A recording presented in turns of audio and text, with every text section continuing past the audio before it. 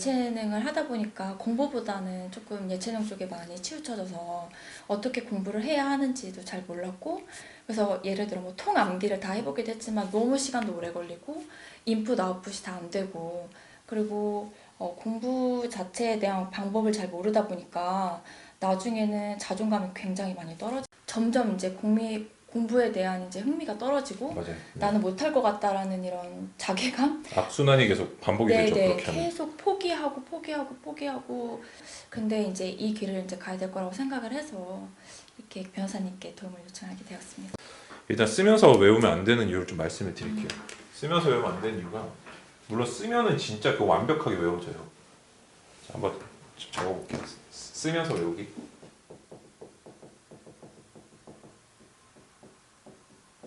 이거는 장점과 단점을 좀 나눠봐야 돼요.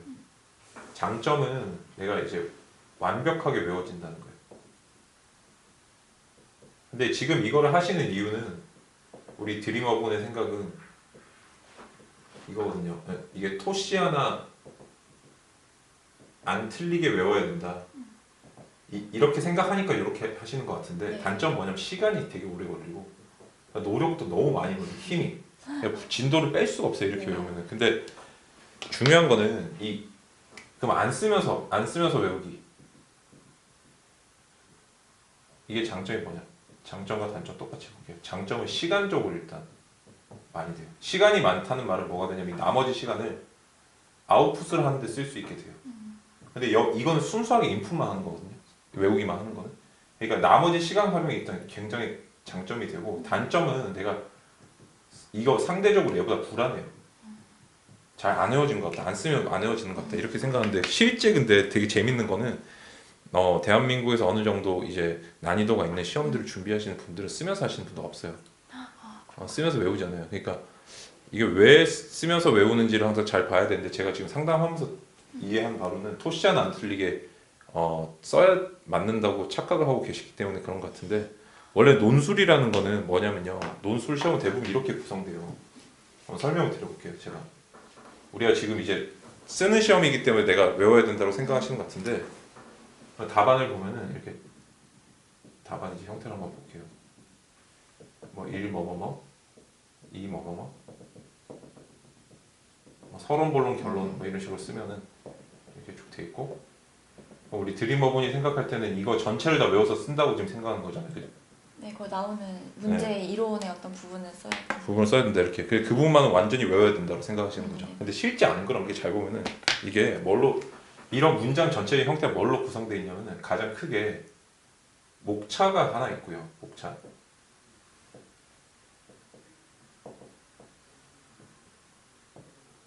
목차 밑에는 키워드랑 그다음에 조사, 그다음에 up to 이렇게 세 개가 섞여 있어요. 예를 들어서 뭐 한번 해볼게요.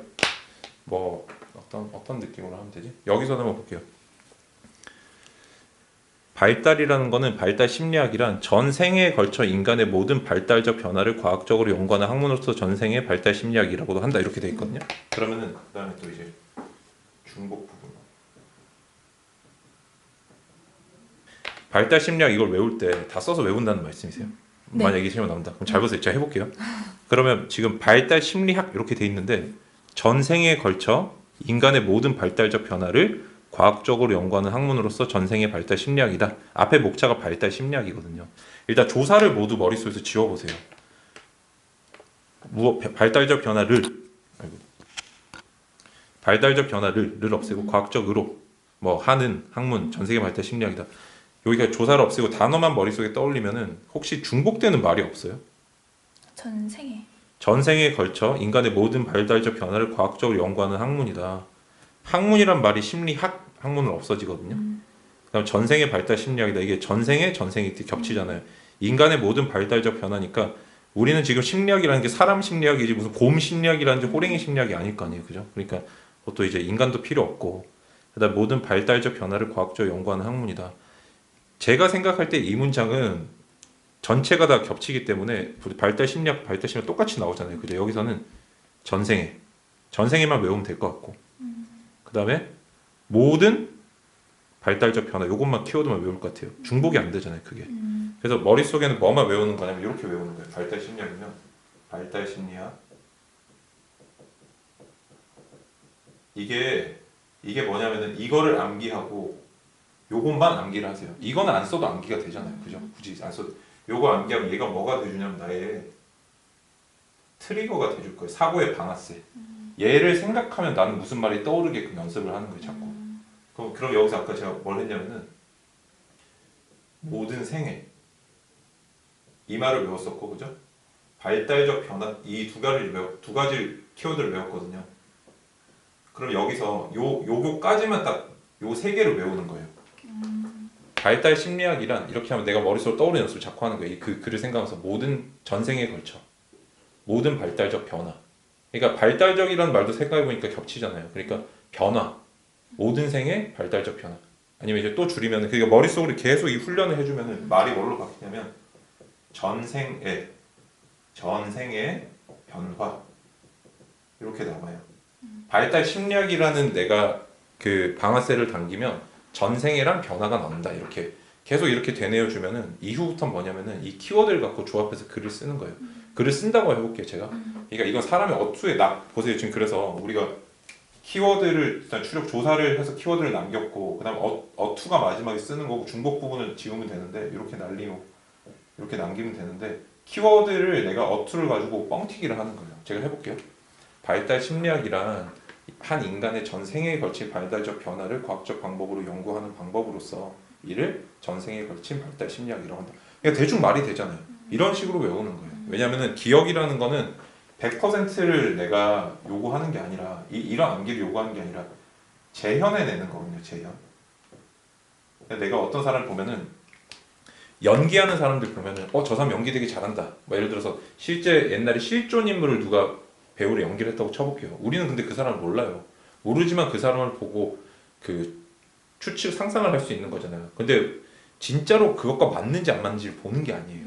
느낌을 주는 게 중요한데 어떤 느낌을 주냐면 이 서술형 시험 어투라든지 조사라든지 이런 걸 갖고 느낌을 주는 게 아니에요.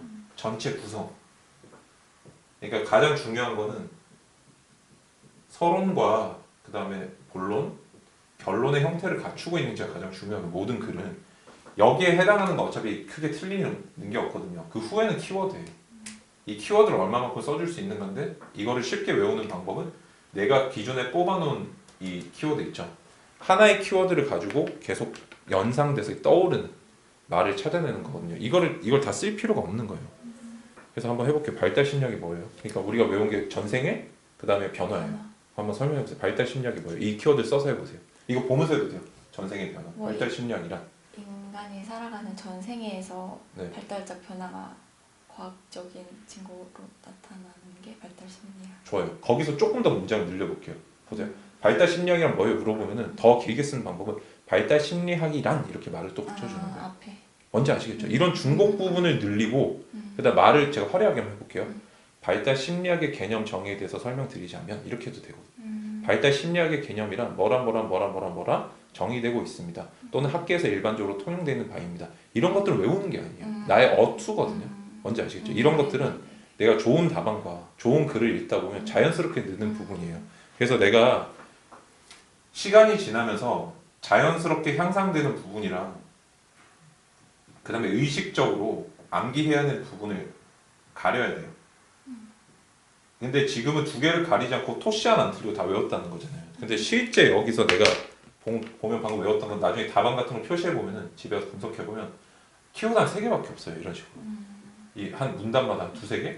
그럼 나중에 이거 포스트잇 같은 데 정리해 가지고 예를 들어 테마가 있을 거예요. 발달 심리학이라고 치면 그럼 거기다가 1 키워드만 정리하는 거예요. 뭐 이렇게.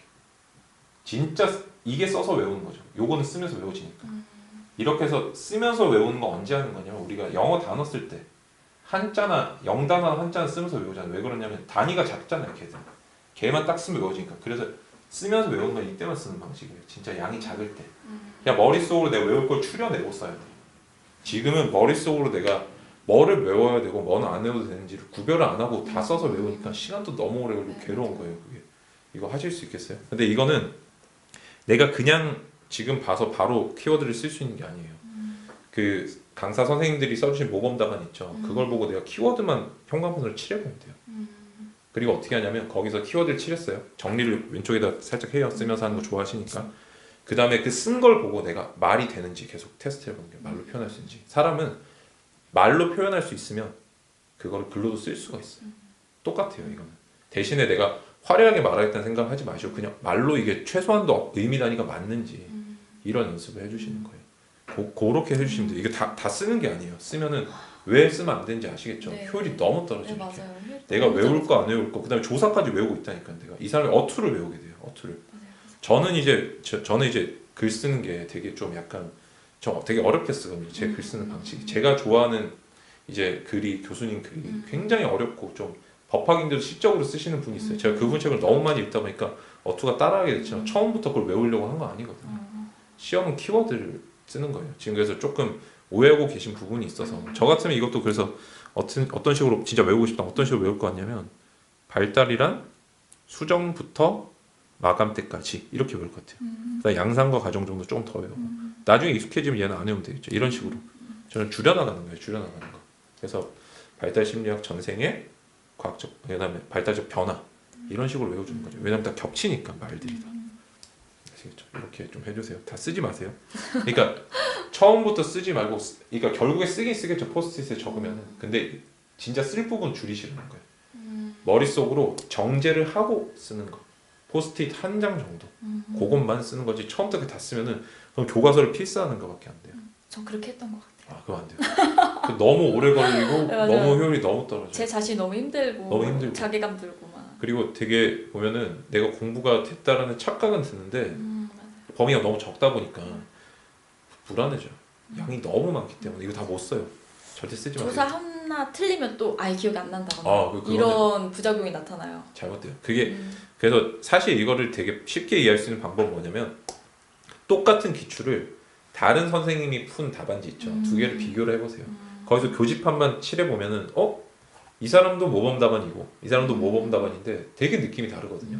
근데 뭐가 나한테 다른 느낌을 주고 뭐가 똑같은 점수를 주게 하는지 비교해보시면 저는 그렇게 많이 해봤는데 결국엔 키워드를 쓰는 거가 중요해요. 이런 어투라든지 조사라든지 이런 건 별로 중요하잖아요. 전체적인 틀, 구성이랑 그 다음에 키워드. 키워드를 내가 얼마만큼 자연스럽게 쓸 수 있느냐는 연습이죠. 말하든지 쓰는 연습 같은 건 나중에 그거는 별로 안 어려워요. 한 5번만 해보시면 돼요. 나만의 어투가 생기고 나만의 풀이 방식이 생겨요. 그건 연습하는 걸 외우는 게 아니거든요. 아시겠죠? 이렇게 나눠주세요.